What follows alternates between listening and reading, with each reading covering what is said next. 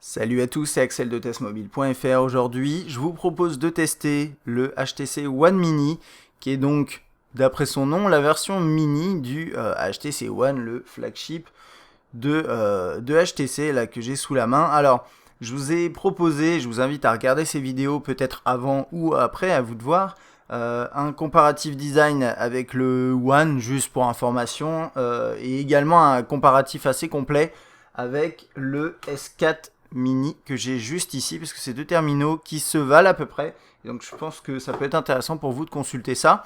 Aujourd'hui, on va se focaliser bien entendu sur le One Mini en tant que tel, seul, et on va commencer par les spécifications et le prix. Alors, première chose, côté prix, c'est un appareil qui devrait être disponible à la rentrée, donc 2013, fin août, courant septembre, en France à 449 € nu TTC, donc 450 €.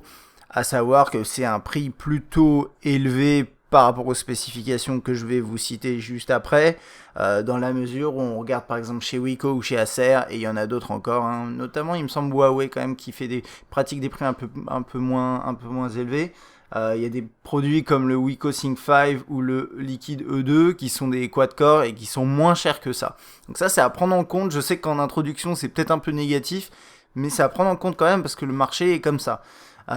Donc cet appareil, il a un écran 4.3 pouces 720 par 1280, ça lui fait une densité de pixels de 342 ppi, ce qui est plutôt bien. C'est du Super LCD 2 protégé par Gorilla Glass 3. On a 16 Go de mémoire interne, pas d'extension micro SD possible, 16 Go, mais c'est 16 Go sur le papier et 16 Go disponibles pour l'utilisateur, ce qui est quand même pas trop mal pour du moyen gamme. On aurait aimé un slot micro SD, mais on n'en a pas. On a 1 Go de RAM, on a une compatibilité 4G, on a un appareil photo 4 mégapixels, c'est un appareil ultra pixel, c'est-à-dire oui vous n'avez pas beaucoup de pixels, mais derrière ultra pixel ça induit une qualité globalement bonne, enfin surtout une tolérance, enfin un fonctionnement optimal de multiples situations, notamment de nuit, ce genre de choses on en parlera bien sûr quand on parlera de l'appareil photo. Il est sorti sous Android 4.2.2 avec bien sûr Sense 5, qu'il est sorti, enfin quand il va sortir il aura cette version là d'Android et cette version là de la surcouche. Côté CPU, processeur c'est du dual core 1,4 GHz, c'est un Snapdragon 400 de Qualcomm et on a une batterie de 1800 mAh. Voilà, c'est à peu près tout. On va regarder le contenu de la boîte. Alors vous aurez une boîte normalement un peu plus sexy que ça, mais vous aurez ce contenu, ce contenu là. Donc un câble USB, micro USB, le bloc chargeur, des écouteurs plutôt jolis, c'est des intra-auriculaires blancs et noirs pour faire référence à tout ce qui est Beats, etc. Et puis voilà, c'est tout, il n'y a pas grand chose là-dedans. Et on a fait le tour. On va commencer du coup par parler design. Alors vous le voyez ici, c'est un terminal qui est plutôt long. Quand on compare à un S4 mini rapidement, on voit bien qu'on a la même taille d'écran, 4.3 pouces également ici, mais un bon centimètre sur le dessus, enfin globalement sur la taille de l'appareil en haut et en bas, qui fait que voilà, on a une forme vraiment longue comme ça et ça se voit quand on le regarde comme ça fait format 16:9. C'est assez intéressant, un peu intriguant mais assez intéressant. Alors qu'est-ce qu'on a à l'avant ? Juste ici, on a quelques capteurs, la caméra frontale 1,6 mégapixels, pardon. À l'avant, on a un haut-parleur là et un haut-parleur là, puisqu'il est équipé de des haut-parleurs double haut-parleur frontaux Boom Sound, ce qui est un point positif sur ce terminal. La qualité du son au niveau des haut-parleurs est vraiment sympa. On a ici la touche d'accueil, double tap pour accéder aux multitâches, etc. Vous le verrez juste après, et retour. Petit logo HTC. Et ces parties-là sont en alu, ainsi que l'arrière. Par contre, sur les tranches, et ça c'est la petite différence, une grosse différence même par rapport au One, c'est que les tranches ici dans cette version blanche, donc sont en blanc brillant, et c'est du plastique. Tous les côtés, voilà, sont en plastique ici. C'est moins premium que sur un One, mais bon, voilà, c'est un choix c'est une décision qui a été prise sur ce One Mini d'une gamme inférieure, et donc moi je trouve pas ça choquant. C'est pas très joli, sincèrement, quand on le regarde là, on voit bien la différence entre l'alu et le plastique, et ça fait un peu bas de gamme. Mais en main, ça va. Et on va parler sensations en main juste après. Je vais juste vous montrer les boutons. Donc là, on a volume, qui est mieux que le bouton proposé sur le One. Hein. Je vous le rappelle, c'est une barre là qu'on voit assez mal dans la version noire, mais c'est juste une barre. Là, ici, c'est 2 boutons séparés. Je trouve ça bien mieux. En bas, on a le micro USB avec un micro. Voilà. Ici, on a le micro SIM. Le slot, le tiroir micro SIM qu'il faut aller chercher avec un petit outil. En haut, le jack 3.5 et le bouton on-off verrouillé déverrouillé qui ressort pas beaucoup. Un petit peu plus que sur le One, donc c'est un peu mieux. Disons que c'est un peu plus... c'est un peu plus ergonomique par rapport à ça, mais quand même, je trouve que là-dessus, HTC devrait vraiment faire de gros efforts sur ces boutons on-off, parce que c'est quand même la touche qu'on utilise tout le temps. Et j'en parlais dans mon comparo avec le S4 Mini, mais concrètement, contrairement à un terminal comme celui-ci, où vous avez la touche physique ici qui permet d'allumer l'écran et ensuite d'unlock, et la touche sur le côté là vous en avez qu'une, vous avez celle qui est en haut, vous n'avez pas le choix, si vous voulez déverrouiller l'écran, il faut l'utiliser, et elle est mal placée, enfin mal placée peut-être pas forcément, mais elle est mal conçue, elle devrait ressortir beaucoup plus, avoir plus de relief, et être plus facile à utiliser, c'est toujours pas le cas, et ça fait des années que c'est comme ça chez HTC, des années, bon j'exagère peut-être, mais ouais, ça fait depuis, je sais pas, le One X et même avant, qu'on a des trucs comme ça, et ça c'est, j'en parle à chaque fois parce que ça me déçoit un peu. À l'arrière, donc la coque en aluminium qui est plutôt sympa avec des chanfreins ici brillants autour de l'optique et le flashlight, un micro et logo Beats Audio. Bon voilà, tout ça c'est plutôt joli, plutôt réussi. Et voilà, je pense qu'on a fait à peu près le tour. Alors niveau ergonomie, prise en main, c'est un appareil qui tient bien en main, c'est un format long, comme je vous disais, mais il n'est pas très large et du coup on peut bien l'agripper, c'est du 4.3 pouces, c'est plutôt sympa. Le bouton là-haut, comme l'appareil est plus en hauteur, c'est pas forcément toujours facile de l'agripper, et ça peut être un problème hein, quand vous le tenez comme ça. Il faut aller le chercher avec le doigt là-haut, paf. Mais il est un peu mieux que sur le One, comme je disais, donc bon, là-dessus je sais pas. C'est... En tant que tel, par rapport à d'autres terminaux de ce type-là, c'est pas quelque chose que j'apprécie vraiment l'ergonomie sur cet appareil, mais en même temps par rapport au One c'est mieux, donc il y a des efforts qui sont faits. Je sais pas si ça doit être récompensé entre guillemets, mais bon. Et sinon, bien sûr les finitions sont excellentes et ça c'est quand même un point positif hein, sur cet appareil de moyenne gamme qui justifie à mon avis en grande partie le prix. Hein. C'est ce côté One Mini où c'est censé être la version mini d'un terminal vraiment premium, et là quand même on a d'excellentes finitions, pas de craquement bien entendu. Le plastique il fait même pas il fait pas cheap en fait, il fait pas bas de gamme.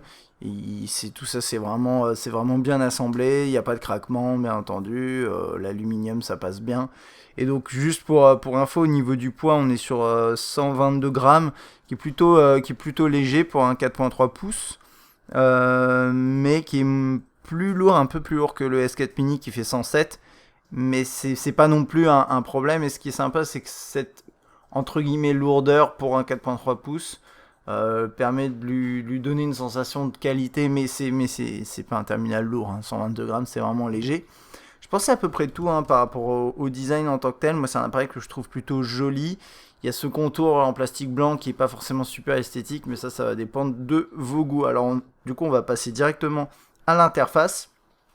C'est un appareil qui tourne sur Android 4.2.2 avec donc ici en page de déverrouillage différentes informations, enfin différentes personnalisations possibles. Je vais vous montrer ça tout de suite. Donc style d'écran verrouillé, et là vous avez soit juste le fond d'écran, productivité, donc avec par exemple vos messages, vos alertes, agenda, etc. L'album photo, la musique, donc ça c'est celui que j'ai mis actuellement. Vous choisissez un album photo et vous pouvez mettre différentes photos dedans. Et c'est plutôt bien fait, c'est propre. Ensuite vous avez la musique, aucun écran verrouillé, pardon, ça permet d'accéder directement à la page d'accueil, pourquoi pas. Et widget, alors ça c'est depuis le passage en 4.2, vous avez la possibilité de déterminer un widget à afficher. Et ça c'est une vision différente, disons, par rapport aux autres constructeurs. Sur la 4.2, normalement, dans Android 4.2 et plus, on a en fait la possibilité de mettre plusieurs widgets sur l'écran de déverrouillage, et là on peut en mettre qu'un. Bon, c'est pas ce que je préfère, mais ça fonctionne. Mais c'est vrai que c'est un choix un peu qui peut sembler un peu étrange. Donc sur l'écran de déverrouillage, on y accède de cette façon-là, et en plus on peut ensuite tirer éventuellement l'appareil photo, le web, pour le lancer rapidement sans avoir accédé à l'écran d'accueil. On a l'heure qui s'affiche, les notifications, etc. bien entendu. Dans le tiroir des notifications, par défaut, il est un peu vide. Bon, bien sûr, là, j'ai aucune notification, ça n'aide pas. Mais vous aurez vos notifications qui s'affichent. Et ensuite, si vous voulez accéder aux paramètres en accès rapide, c'est quelque chose que vous n'aviez pas avant. Et maintenant, vous pouvez accéder à cet écran-là. Donc, soit en appuyant une fois ici, soit en faisant descendre le tiroir des notifications à 2 doigts, si j'y arrive. Voilà, de cette façon-là. Et donc ici, on peut ajuster la luminosité, le Wi-Fi, Bluetooth, etc. etc. Ça marche bien. Ça marche très bien même. Il n'y a pas de problème là-dessus. Côté widget, on a la personnalisation possible ici. Donc on peut mettre widget, application raccourci. Et dans les widgets, on retrouve le classique des widgets qu'on trouve d'habitude dans Android, plus là, des trucs de batterie, les contacts. On va continuer un petit peu là-dedans. Google Now, bien sûr. Quelques accès rapides à certaines fonctionnalités. Ça marche pas mal. Là, voilà, si vous avez envie d'avoir ça sur votre écran d'accueil, vous pouvez. Ça, c'est proposé par HTC. L'agenda ici, qui prend pas mal de place, que j'ai mis juste là. On va le regarder juste après. Horloge. Plein d'horloges, plein de météo. Ça, HTC aime bien. Une calculatrice que vous pouvez mettre en page d'accueil, pourquoi pas. Donc ça va donner ça en fait. Bon bah là, je vais vous montrer ça après Blinkfeed, on va regarder. On a ça comme ça ici, ça, voilà, ça c'est la calculatrice en plein écran. Et puis bien sûr on a Blinkfeed. Alors Blinkfeed, j'en avais parlé lors du test du One, c'est une sorte d'écran d'accueil. C'est un widget géant que vous pouvez pas enlever. Mais vous pouvez faire en sorte de ne pas l'utiliser si vous n'aimez pas. Moi par exemple sur mon One, je l'utilise pas. Alors Blinkfeed en gros, qu'est-ce que c'est? C'est tout un système qui permet d'afficher, qui est censé afficher un résumé entre guillemets de votre vie au quotidien, au jour le jour, et en temps réel d'une certaine façon, avec vos comptes, sur les réseaux sociaux. Donc on va regarder ça vite fait. Vous pouvez donc le lier à Twitter, Facebook, Instagram depuis la mise à jour 4.2.2, afficher les différents événements dans l'agenda, la galerie, le mode enfant également. Et puis ensuite, après, aller chercher des informations sur différents sites internet, des catégories, etc. Vous ne pouvez pas afficher vos propres flux RSS, vous ne pouvez pas choisir exactement un site en particulier que vous voulez. Donc ça, c'est un peu décevant, je pense. Et ici, après, vous pouvez quand même mettre voilà, tout ce qui est Facebook, l'accès à Facebook, mettre flux en direct, contact, etc. Donc ça, c'est pour la synchronisation. Vous pouvez choisir quels éléments synchroniser. Et vous pouvez... voilà, c'est ce genre de truc. Et en gros, ce que ça permet de faire, c'est ça, c'est avoir affiché, là j'ai à la une, je peux choisir ensuite les catégories que je veux afficher, à la une c'est bien aussi. Donc là voilà, j'ai Twitter. Est-ce que j'ai que du Twitter qui s'affiche? Non, là j'ai des news, rugby, Facebook qui est passé, Facebook encore, bon voilà, ça c'est ce genre de truc. Et en théorie, vous êtes censé avoir un bon résumé de trucs sympas qui se passent... voilà, dans votre vie, on va dire. Et puis ici, vous avez l'heure et vous avez la météo. Cela étant dit, si vous n'aimez pas ce système, vous n'êtes pas obligé de l'utiliser comme écran d'accueil par défaut. Quand vous sortez l'appareil de la boîte, il est proposé par défaut. Vous n'êtes pas obligé de le définir par défaut. Donc ça, là, vous voyez cette petite maison là. Elle était là avant et je l'ai déplacée ici pour dire qu'en fait, quand j'appuie sur la touche retour, la maison, enfin accueil, je vais sur cette page là et non pas sur Blinkfeed. Et ça, c'est quand même bien. Pour faire ça, vous restez appuyé là et vous faites définir là-haut en tant que page d'accueil par défaut, je crois que c'est ça qui est écrit. Voilà, et moi j'ai mis celle-là parce que je préfère ça et vous pouvez changer ça bien entendu. Double tap ici pour le multitâche. C'est vrai qu'au début sur le One, moi je trouvais ça un peu pénible et en fait on s'y habitue. C'est pas idéal mais on s'y habitue. Si vous restez appuyé sur la touche accueil, vous accédez. Oups. Donc en fait il y a deux possibilités. Si vous montez comme ça, vous avez Google Now, mais depuis la 4.2, vous avez maintenant une nouvelle option pour... c'est où ça? C'est pas ça, pardon. Si. Écran d'accueil. Ouais, voilà, c'est ça. C'est bizarre que ça s'appelle écran d'accueil. Bon, bref, c'est pas grave. Donc vous avez deux possibilités pour la touche accueil, parce que vous avez vu, vous en avez que deux. Hein. Donc vous avez retour et accueil. Vous n'avez pas de bouton menu. Et donc en fait, ce que HTC a fait avec une récente mise à jour, c'est que vous pouvez rester appuyé. Vous avez deux choix. La première, c'est celle qui est en haut. C'est quand vous restez appuyé là-dessus, ça lance Google Now. Et quand vous faites double tap, ça fait multitâche. Avec la nouvelle option, vous faites double tap multitâche. Vous faites comme ça fait Google Now. Et quand vous restez appuyé dessus, ça fait menu. Ça ouvre le menu. Et donc là, j'ai activé cette possibilité. Bon, je fais ça, je m'en fous. Hop, je reste appuyé, ça m'ouvre le menu. Et ça, c'est intéressant pour pas mal d'applications où vous aviez cette barre noire en bas qui est implémentée par HTC dans les applications qui n'ont pas de bouton de menu comme celui-ci. Il y en a qui n'ont pas ça et qui comptent en fait sur le constructeur pour proposer un bouton menu. Et quand vous en aviez pas, bah, automatiquement ça rajoutait une barre en bas. Et bon bah là avec cette possibilité là, vous enlevez cette petite barre qui est en bas. Si vous activez pas cette option, vous aurez la barre menu qui s'affiche. À vous de choisir ensuite ce que vous voulez faire. Et donc ça fait 3 actions sur une seule touche sensible. Ça peut sembler beaucoup, mais je pense que c'est pas tout à fait gênant. Voilà. Ok, je pense qu'on a fait le tour sur tout ce qui est accueil. Personnalisation, on a regardé, personnalisation, vous avez vu, vous avez ce que je vous ai montré, hein, vous avez le système de personnalisation d'écran de déverrouillage, mais vous n'avez pas beaucoup plus que ça. Ça, c'est un truc que je trouve un peu décevant avec Sense 5, même si j'aime bien, c'est qu'avant, dans Sense, on avait quand même un système de skin, de thème, pas très poussé, c'est bien moins poussé que des trucs qu'on voit chez Xiaomi ou Huawei, mais c'est quand même, c'était quand même sympa, et là, maintenant, on l'a plus du tout. Donc si vous aimiez bien ce côté personnalisation dans Sense, bah, vous l'avez beaucoup moins maintenant dans Sense 5. Alors ensuite, hop, on a des propositions qui s'affichent, tout ça c'est bien présenté. On a la liste des appels, les favoris, les contacts, avec des suggestions de liens en fonction des comptes sur les réseaux sociaux que vous avez configurés. Là par exemple j'ai un compte, Lucienne, elle est synchronisée avec un compte Twitter. Hop, je rentre dedans, j'ai ses updates Twitter qui s'affichent, mobile, son email, son profil Facebook. Alors l'intégration Facebook est pas très poussée, c'est plutôt Twitter ici, et normalement vous avez Google Plus aussi. Là je l'ai pas configuré. Et si vous continuez, vous avez le fil.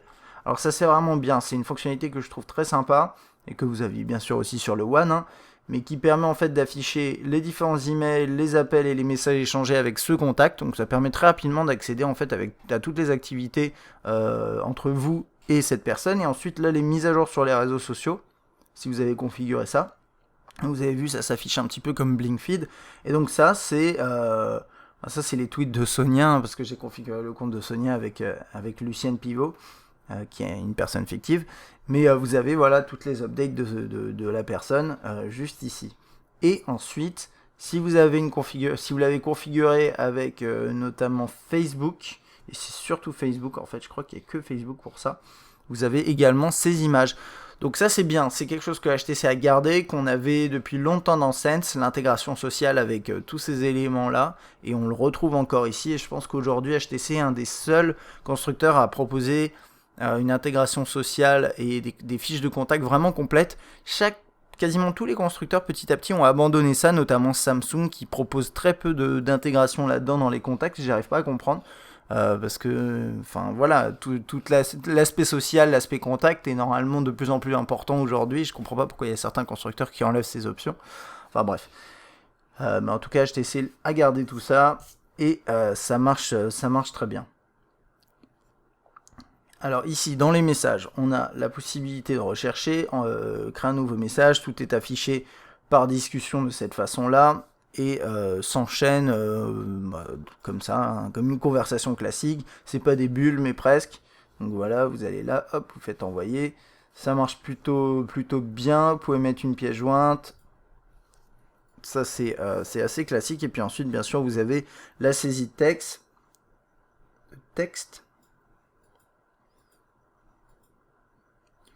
Donc voilà, il n'est pas parfait, hein. Vous le voyez peut-être. Oui, si vous le voyez à peu près. Là, par exemple, il m'a pas mis la CDI. Si je fais ça comme ça, il me met pas la CDI par défaut. Je peux la sélectionner. Ah oui, ça c'est un truc que j'avais vu. Un bug bizarre. Vous faites comme ça, vous sélectionnez la CDI et elle s'affiche pas. Ça, je sais pas, c'est peut-être une personnalisation à faire. Donc là, vous pouvez choisir différentes langues, AZERTY ou pas.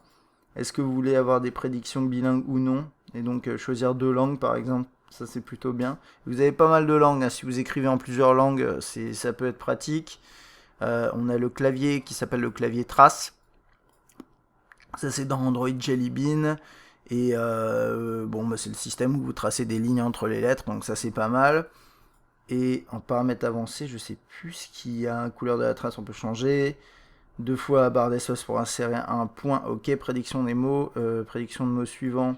Option de suggestion, on va faire ça pour juste voir vite fait. Si ça change quoi que ce soit. Bon voilà, là on les a ici. Je suis avec, je sais pas, avec mes parents. Voilà. Et donc ça fait penser à SwiftKey, ce genre de choses, et c'est plutôt bien fait. Il est bien fait, il fonctionne bien également en mode paysage, et malgré la taille de l'écran qui est pas énorme, bah, vous avez vu, les touches sont plutôt grosses parce que l'espace est bien géré, et du coup ça fonctionne pas mal. Que dire de plus là-dessus, hein, c'est un bon utilitaire de saisie de texte, et puis comme d'habitude, si vous n'aimez pas celui-là, vous pouvez toujours le remplacer par d'autres.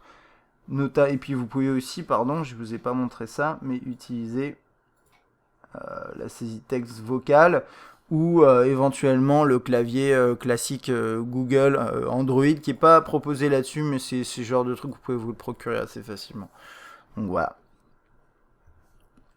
On va passer dans le menu principal qui affiche, c'est un peu étrange, mais pourquoi pas, l'heure aussi et la météo, hein, c'est quelque chose qui plaît beaucoup à HTC. Vous pouvez personnaliser l'affichage, donc soit en fonction de ce que vous désirez, donc déplacer les icônes, alphabétiques et les plus récents, rechercher, accéder au Play Store, et ici vous pouvez changer la taille de la grille. Moi j'ai mis 4-5 parce qu'à la base c'est 3-4 et je trouve que c'est vraiment trop large, donc j'ai mis 4-5, et oups, c'est pas ce que je voulais faire.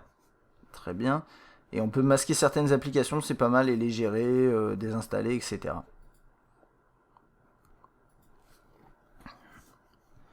On va procéder comme d'habitude, hein, ordre du menu. On a un client email, on va dire universel, dans lequel vous pouvez configurer plusieurs comptes de différentes sources.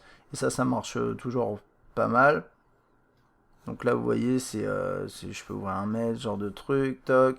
Là, c'est un seul compte, mais vous pouvez avoir plusieurs comptes. J'en ai pas configuré plusieurs, mais si vous en configurez plusieurs, vous pouvez tous les afficher dans une seule et même interface et consulter chaque compte indépendamment ou voilà, dans une interface unique. Hop, voilà, donc ça c'est propre. Vous pouvez mettre une pièce jointe facilement. Bon, ça c'est pour les emails, il n'y a pas vraiment de surprise là-dessus. Vous avez juste ça qui est pas mal aussi, ça permet de suivre des discussions. Pourquoi pas en fonction des sujets, voilà, ça regroupe en fonction des sujets. Et c'est bien fait. Non, moi j'aime bien ce client email, il marche plutôt bien. Même si c'est vrai que moi qui utilise Gmail, j'ai tendance à rester sur ce client-là que je connais bien.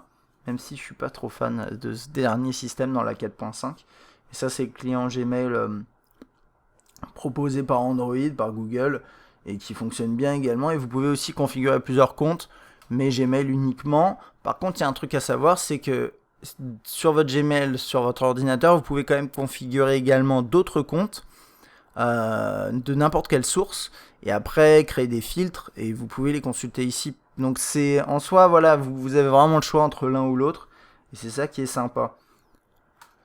Côté organisation, bah, vous avez ce clavier, cet agenda ici qui est bien fait. Esthétiquement parlant, il est plutôt joli. Voilà, vous sélectionnez un événement, vous rentrez dedans, ce genre de truc, ça synchronise avec Google Calendar, voire d'autres services en fonction de ce que vous choisissez. Bon, c'est à peu près tout. On a mois, semaine, jour, mon planning, voilà. Moi, ce que j'aime bien vraiment, c'est esthétiquement parlant, c'est réussi. Et c'est ça, c'est important, je pense, dans Scène 5, c'est cette cohérence au niveau des interfaces. Et ça fait que finalement, on a un ensemble qui est vraiment propre, quoi. Les contacts, on a vu, on va regarder rapidement la galerie. Voilà. Donc, la galerie, on a les albums, événements, localisation et amis. Événements, c'est cette fameuse fonctionnalité qui permet de créer des highlights. Donc par exemple ici, hop, je lance ça. On a plusieurs photos, plusieurs vidéos dans un seul et même dossier qui a été regroupé par événement parce qu'il estime que ça a été pris, capturé dans un laps de temps assez court au même endroit, même les géolocalisations, et du coup il va me créer un highlight. Ça ressemble à ça. Là j'ai rien fait en fait, ça l'a fait tout seul.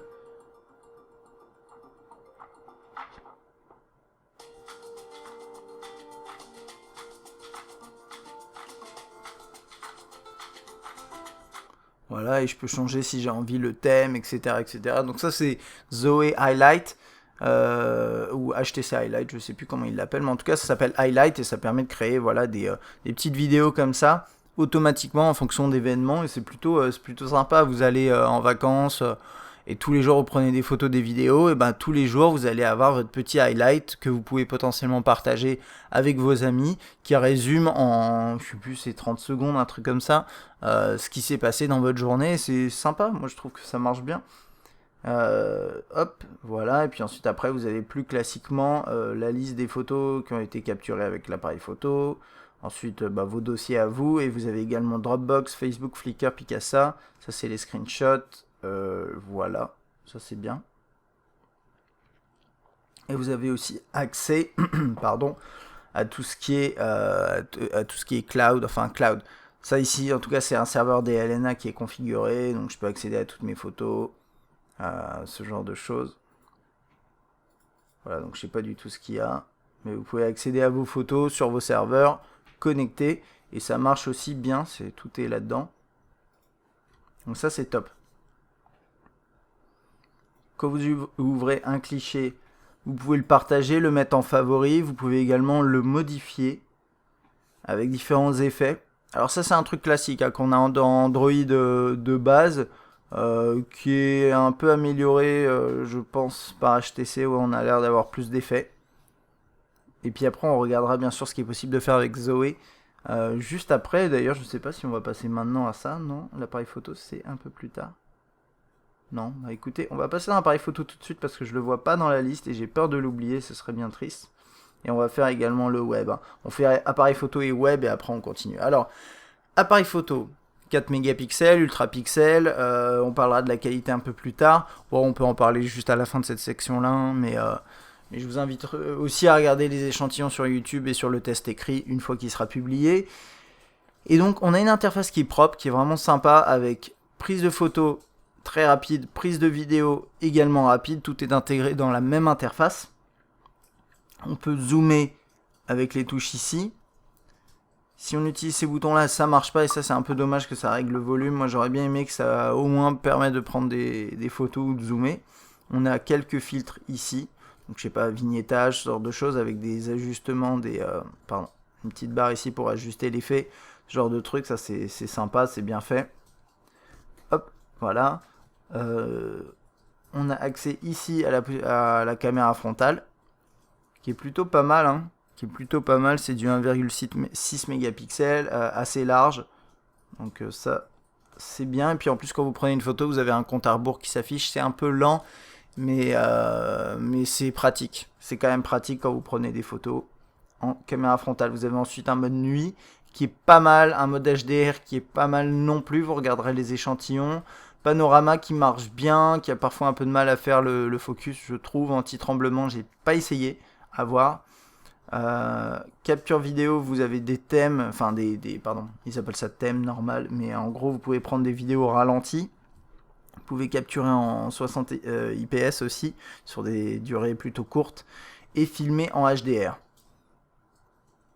Et on va laisser en normal pour l'instant, voilà. Tout est intégré dans un même menu, c'est pas ce que je préfère, mais bon, ça s'en sert plutôt pas mal. Donc là on a vu retardateur, on peut changer le ratio également, donc normal, carré. Qualité vidéo, moi je suis en 1080p, hein, c'est le max. Confirmer après capture, ISO, balance des blancs, prise continue, option de l'appareil photo, là on a quelques petites options aussi. Détection de visage, ce genre de truc, détection automatique des sourires pour capture. Transfert automatique, ça on peut le gérer également, je ne l'ai pas configuré mais ça peut être pratique. Voilà, ensuite vous avez le flash en haut, que vous voyez peut-être pas, voilà, qui est là, en haut à gauche. Et Zoé, alors Zoé ça s'active comme ça, et ça s'affiche ici. Quand vous prenez une photo Zoé ou une image Zoé, en fait ça va capturer plusieurs images et ça va ressembler à une vidéo une fois que vous allez l'écouter. Donc je vais pas vous refaire le topo sur Zoé, on l'a déjà fait avec le One, je vais juste vous résumer en gros. Ça prend plusieurs photos en haute résolution, ça ressemble à une vidéo et vous avez aussi le son.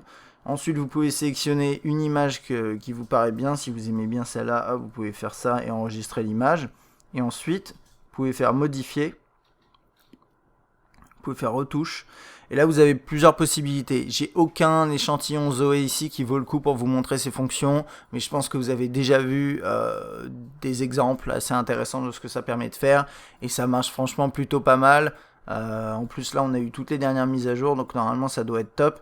Donc ce que vous pouvez faire, c'est des effets stroboscopiques. Donc par exemple vous mettez fixe quelqu'un en face de vous qui fait une figure de je sais pas quoi, qui fait du skate ou n'importe quoi. Vous le filmez en Zoé, enfin vous le capturez avec Zoé, et ensuite après vous pouvez mettre un effet stroboscopique pour avoir chaque personne, le mouvement décomposé dans une seule et même image. Vous pouvez retoucher aussi les sourires, les visages, supprimer des éléments qui sont en mouvement à l'écran et qui ont la possibilité d'être supprimés par le système, et puis ajuster différentes choses, contour du visage, yeux améliorés, etc., etc. Vous pouvez transformer ensuite, rogner, redresser, retourner, faire pivoter. Vous pouvez ajouter un cadre et vous pouvez ajouter également des effets. Ça c'est pas mal, et sauvegarder bien sûr tout ce que vous avez fait à la fin. Donc ça permet de traiter après avoir capturé une photo, on va dire. Ça permet de la retraiter après en rajoutant des effets, etc., etc. Donc ça c'est des trucs plutôt sympas qu'on retrouve de plus en plus en fait aujourd'hui dans la photo sur mobile. C'est la possibilité de pouvoir faire quelque chose avec votre photo après et de capturer aussi plusieurs photos, de pas être bloqué sur une photo avec un sourire qui est en coin ou qui est mal fait. Là vous avez la possibilité de changer les visages après. Ça c'est quelque chose qu'on trouve quasiment sur tous les smartphones aujourd'hui, cette fonctionnalité en particulier. Mais ici on a beaucoup de possibilités, notamment l'effet stroboscopique. Certes c'est quelque chose que vous avez aussi sur un Galaxy S4 par exemple, ou sur les derniers Lumia. Mais ici, sur du moyenne gamme, c'est plutôt sympa. Alors oui, 450 €, c'est limite moyenne gamme quand même. 450 €, c'est du très haut de moyenne gamme. Mais bon, vous avez cette option-là, et ces options-là au niveau de l'appareil photo, et ça fonctionne plutôt bien. On va aller sur le web rapidement. Alors vous avez deux possibilités. Soit vous utilisez ce navigateur-là, qui est celui proposé par défaut dans Android, mais personnalisé par HTC au niveau de l'interface, qui est plutôt réussi, je trouve. Avec notamment la possibilité d'activer le Flash Player, qui est quelque chose que Google a décidé d'enlever depuis un certain temps et qu'on retrouve quand même ici. Donc ça c'est une petite fonctionnalité qui a été ajoutée par HTC. On peut ouvrir des nouveaux onglets, revenir en arrière, ouvrir un onglet de navigation privée. Je fais toujours ça, je sais pas pourquoi. Voilà, et là on est sur le web, on est sur le site du Monde. Vous double tapez, ça va zoomer et ça va redimensionner, remettre en page le texte. C'est quelque chose qu'on a depuis très longtemps chez HTC et que moi j'aime bien. Donc, et puis c'est rapide quand même, ça marche top. Oups, je sais pas ce que j'ai fait, j'ai dû cliquer sur un lien. Très bien, c'est pas grave. Voilà. Et c'est à peu près tout, hein. Le niveau web, il n'y a pas grand chose à dire, ça marche bien. On a un écran qui est quand même 4.3 pouces, c'est pas énorme, mais ça suffit largement pour surfer sur le web. Je vais, je sais pas, aller sur un lien au pif, je sais même pas ce que c'est. Voilà. Pas mal de texte, ok. Vous appuyez dessus et ensuite après vous pouvez relire. Donc là il y a des petits soucis de décalage, du coup ça marchera pas forcément top. Mais voilà, vous pouvez lire du texte. Restez appuyé dessus, faire un copier-coller, recherche web, partager, copier, tout sélectionner, etc. etc. Ça c'est pas mal. Et si vous voulez lire des vidéos, ce genre de trucs, vous pouvez toujours utiliser par exemple les applications dédiées. En tout cas, il y a des liens qui sont faits entre le web et bien sûr YouTube par exemple, qui va vous lancer l'application YouTube, ce genre de choses, et ça marche bien. Ok, donc ça c'était pour le web, l'appareil photo, on a vu tout ça. Dans Média, vous avez l'appareil photo, qui était là en fait, il était caché dans Média. Vous n'êtes pas obligé de les garder dans des dossiers comme ça, hein. Vous pouvez tout sortir des dossiers si vous avez envie, vous pouvez organiser tout ça. Côté musique, on a un tri par artiste, album, chanson, playlist, ce genre de choses. Vous pouvez demander à charger les photos des artistes.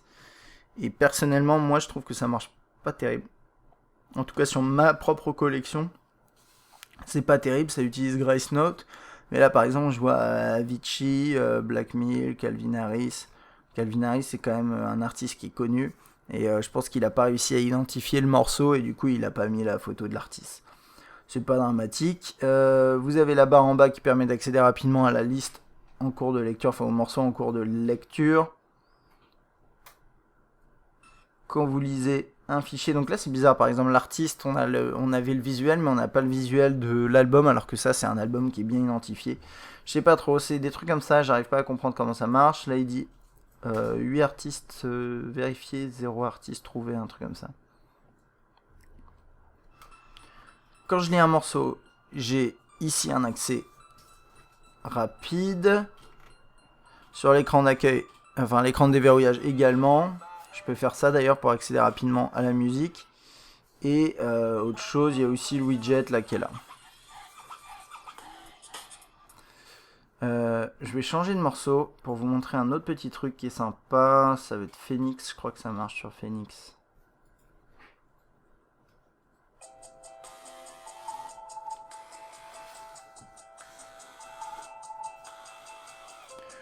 Donc ça c'est un mode visuel, hein, ça vous affiche le truc sympa. Et normalement ça affiche les paroles. On peut changer le thème d'ailleurs. Ouh. Alors attendez, je vais changer de morceau. Et ça c'est bizarre, parce que j'ai demandé déjà à charger le truc. Je vais changer, je vais mettre normalement Scars on Broadway, ça c'est bon.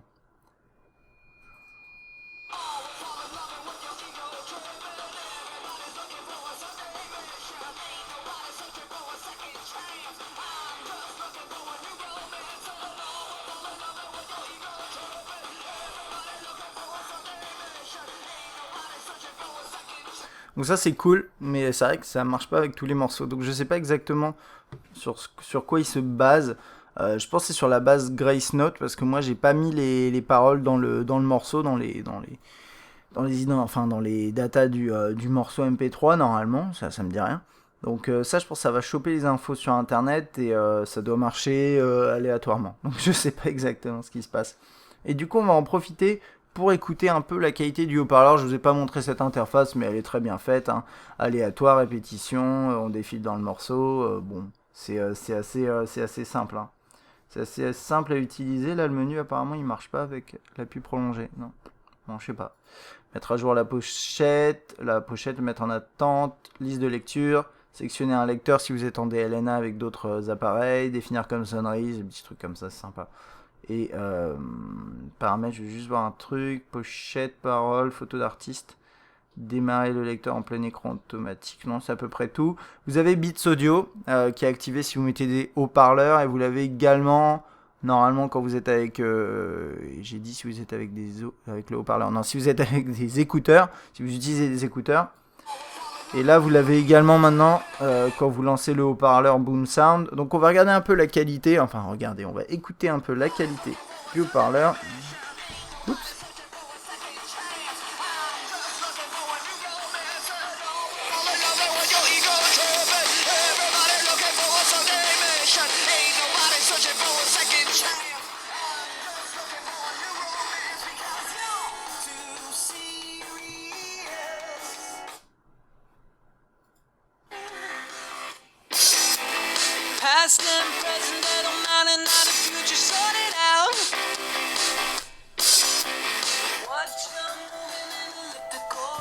Petit dernier.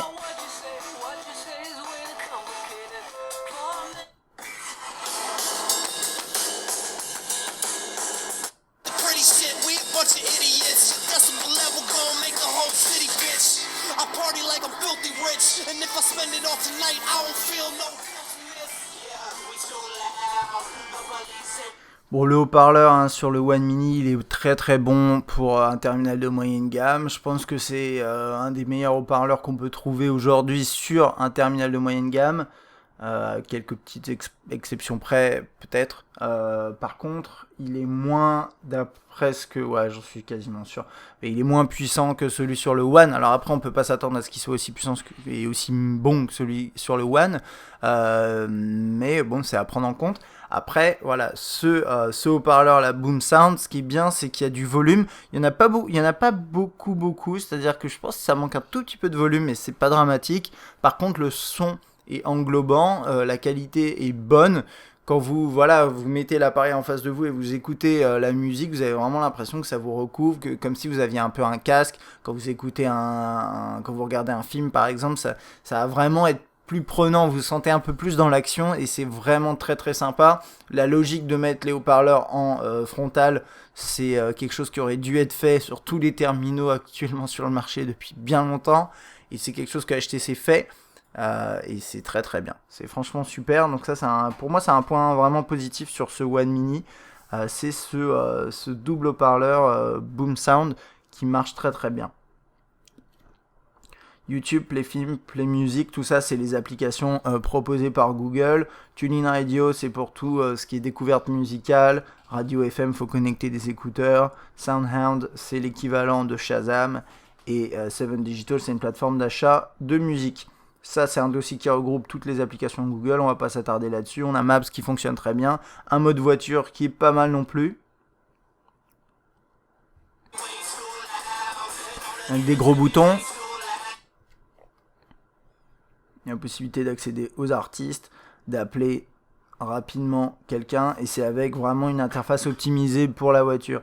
Comme d'habitude, je déconseille largement d'utiliser votre terminal en voiture, mais bon, si vous n'avez pas le choix, utilisez cette interface-là. Vous avez également la possibilité d'utiliser un mode voix qui va vous aider. Donc, je sais pas, appelez Lucienne. Je suis désolé, veuillez vérifier votre connexion Internet. Ok. Appelez Lucienne. Peut-être ça marche pas très bien. J'ai jamais vraiment essayé si ça marche. Donc voilà, ça c'est l'interface voiture qui est propre. Il n'y a pas beaucoup de constructeurs qui proposent ça, donc c'est bien. On a également tout ce qui est horloge, alarme, chronomètre. Bon, ça c'est un classique, mais c'est bien implémenté. La bourse, le Play Store, bien entendu. Dans productivité, vous avez Internet, téléphone, bon tout ça, je vous ai déjà dit, vous pouvez les bouger si vous avez envie. Polaris Office, visionneuse PDF, KeyVPN, je crois que c'est moi qui l'ai installé, mais je suis pas sûr en fait de ce que c'est. Je crois que c'est pour gérer les VPN si vous êtes dans un univers d'entreprise. Et vous avez un utilitaire de prise de notes et un utilitaire de tâches. Les deux sont pas mal, mais assez basiques. On va pas s'attarder trop là-dessus du coup. Ensuite, là, on a la calculatrice, une lampe, torche, la météo, dictaphone. Et là on a Zoodles, on en avait parlé sur le test du One, mais c'est l'interface, c'est le partenaire qui a choisi HTC pour proposer une interface pour les enfants, avec un système à la fois de blocage pour les enfants et en même temps un truc de lecture de livres, etc. Bon, c'est pas trop mal. C'est pas mal. Voilà le mode enfant qui est là. Et je pense qu'on a fait le tour. J'ai pas parlé de l'écran, du coup on va en parler maintenant. C'est un écran qui est pas mal. C'est du Super LCD 2 et disons que, alors ce qui est intéressant, c'est la densité de pixels qui fait que par exemple si je devais tester sur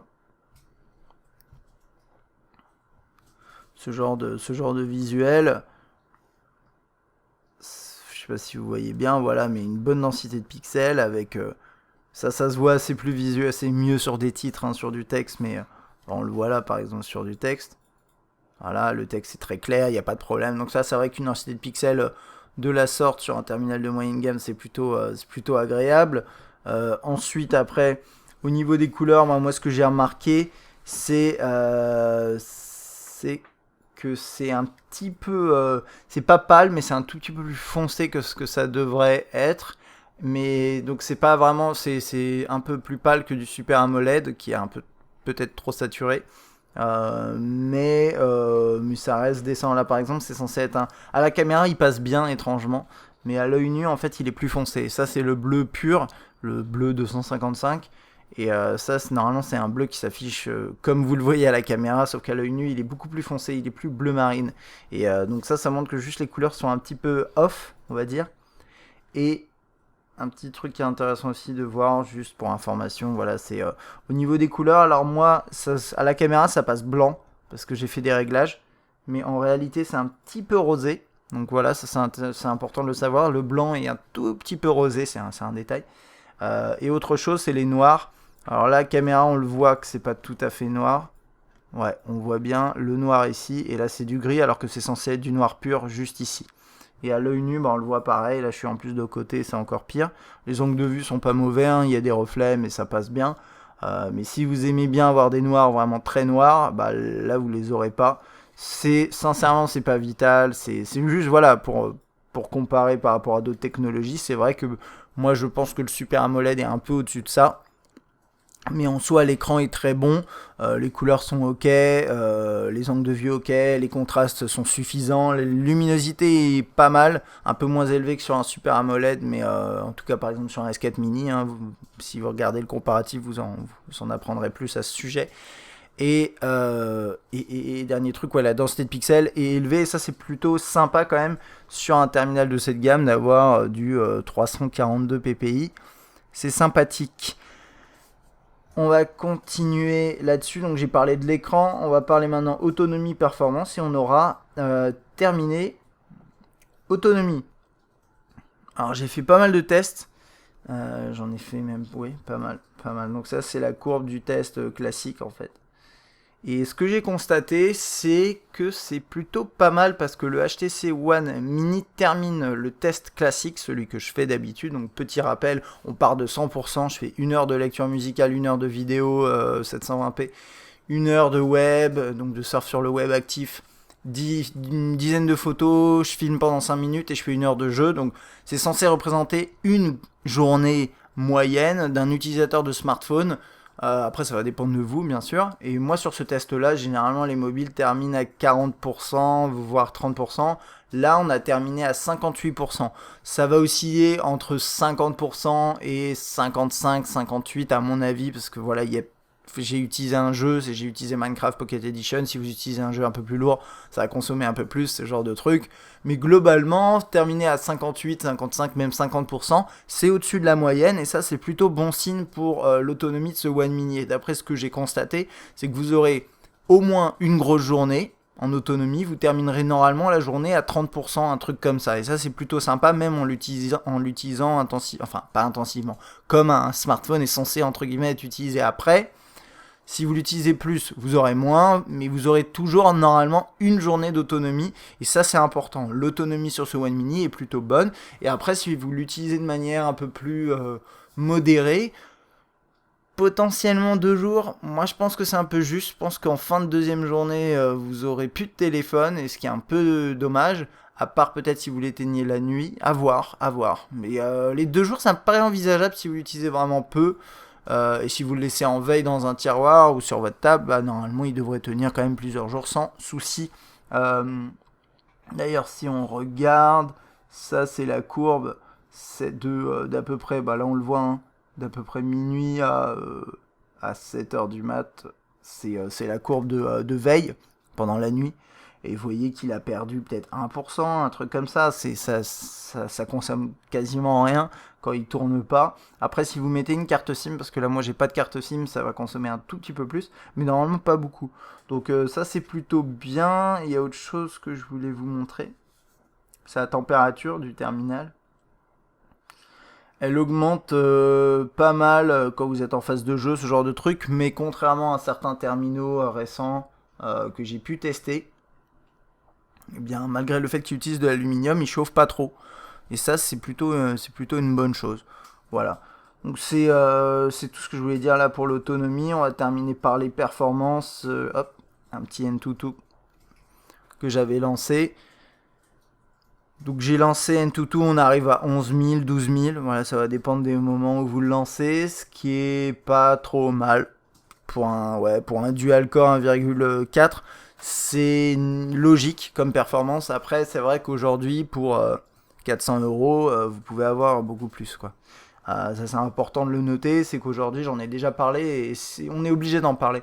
Il y a des terminaux de moyenne gamme qui sont moins chers que celui-là, qui tournent plutôt autour des 200€, donc quand même moitié moins, et qui sont quad-core.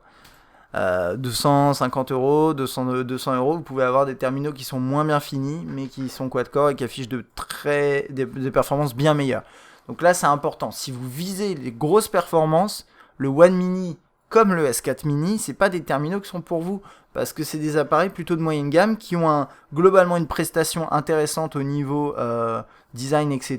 Et d'ailleurs, ça peut introduire la conclusion, mais je vais juste finir sur les perfs et je me garde ça peut-être pour plus tard. Mais voilà, on a ce score-là. Je vais juste vous montrer un truc et je terminerai ce que je suis en train de dire un tout petit peu après, parce que c'est la conclusion finalement de ce test. Donc là-dessus, je l'ai lancé, je vais pas le relancer là, mais on tournait à de mémoire 3000 quelque chose ou 4, je sais plus. Bon, en tout cas, les bench, moi ça me passionne pas des masses, mais en tout cas, Smart Bench, il affichait des scores dans la moyenne par rapport à un terminal dual core. Et vous avez vu dans l'interface tout au long de ce test, ça tourne bien. Le web marche bien. J'ai essayé différents jeux, je sais pas, Minecraft, j'ai essayé des jeux un peu plus lourds également, j'ai lancé Skype. Ça tourne bien pour l'instant. C'est vrai que vous n'aurez pas une super durée de vie vu que c'est pas un quad-core, mais en même temps, actuellement, les derniers jeux qui sont sur le marché tournent bien, à part ceux qui sont vraiment optimisés pour des puces particulières, genre Tegra ou ce genre de trucs, ça n'ira pas. Mais vous pourrez faire tourner à peu près n'importe quel jeu aujourd'hui présent sur le marché. Alors, si je devais résumer sur ce One Mini, c'est ce que je disais juste sur sur le moment de performance, c'est que c'est pas un appareil qui est fait pour vous proposer d'excellentes performances pour 450€. C'est un appareil qui offre globalement une prestation un peu premium pour un terminal entre guillemets mini, avec un design de qualité, donc c'est un design qui est vraiment sympa, bien travaillé, etc. Vous avez Boom Sound, vous avez une super interface, essentiellement Sense 5 dans cette version-là, avec Zoé, avec toutes ces choses-là. Ça fonctionne super bien et c'est plutôt beau. Moi, je trouve que c'est bien réussi. Donc, c'est vraiment une prestation, on va dire, de haut de gamme sur ce terminal.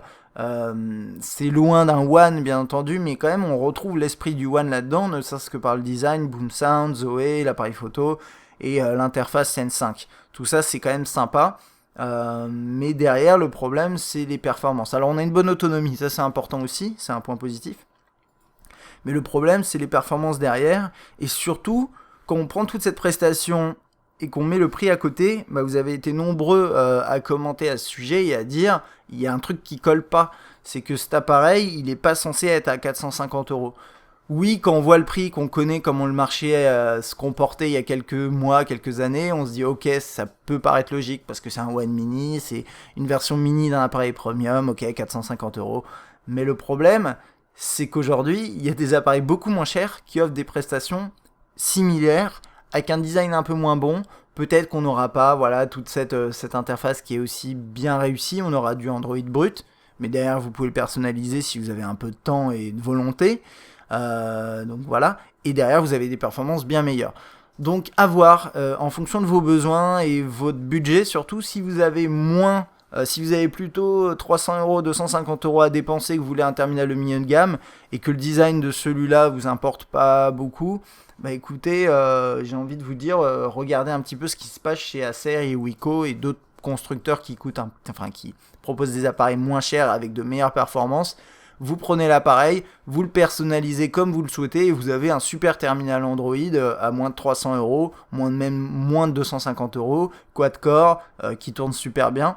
Donc ça, c'est mon petit conseil. Par contre, si vous êtes séduit par le design de cet appareil, que vous aimez bien le côté Boom Sound, l'interface que vous trouvez sympa, l'appareil photo avec Zoé, c'est quand même sympa, même si derrière la qualité de sortie n'est pas toujours au rendez-vous.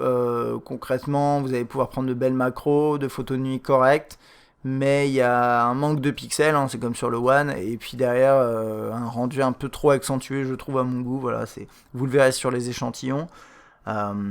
C'est à vous de voir là-dessus. Là, on a plus le côté premium, la marque HTC, Sense, etc. Et puis des performances moindres, une bonne autonomie quand même, mais des performances pas forcément énormes et un prix qui est quand même élevé.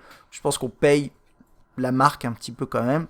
Et derrière, vous pouvez trouver des appareils beaucoup moins chers avec de meilleures performances. Et après, pour le reste, le design, vous ne l'aurez pas. Boom Sound, vous ne l'aurez pas. L'autonomie, ça peut aller. Et puis derrière, il faut personnaliser avec des applications, des launchers, etc. Donc, c'est un choix à faire. Moi, vous avez mon avis sur ce One Mini que je trouve bien, mais un peu cher. Et si vous avez d'autres questions, si vous avez des questions tout court, n'hésitez pas. J'espère que ce test vous a plu et je vous dis à bientôt.